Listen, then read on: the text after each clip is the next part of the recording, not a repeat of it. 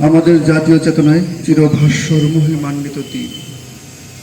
শুরুতেই আমি গভীর শ্রদ্ধার সাথে স্মরণ করছি আমাদের মহান মুক্তিযুদ্ধের ৩০ লক্ষ শহীদ ও ২ লক্ষ সম্ভ্রমহারা মা বোনদের, যাদের বীরত্বগাথা সারা পৃথিবীতে স্মরণীয় ইতিহাস হয়ে থাকবে।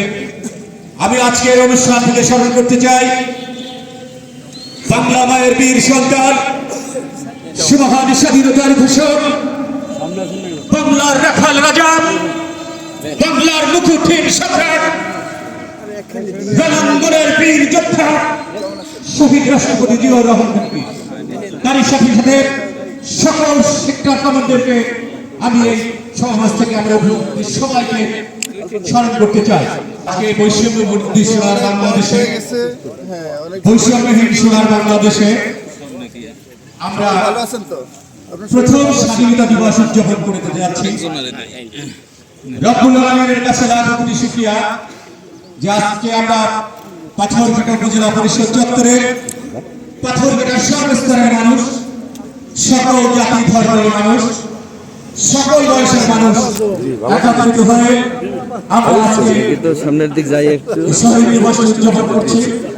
নেতৃত্বে পাথরঘাটার কৃতি সন্তানদের বরণ করে নিচ্ছেন অতিথিবৃন্দ।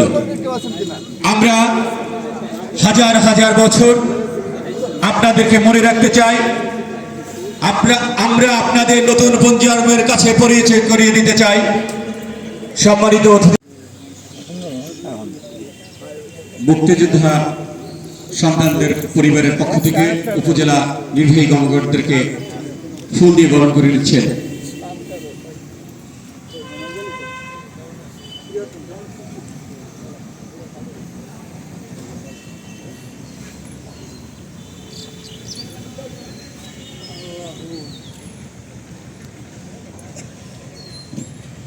এখন পাকিস্তানি হানাদার বাহিনীর বিরুদ্ধে এক জীবনপণ সংগ্রামে ঝাঁপিয়ে পড়েছিল।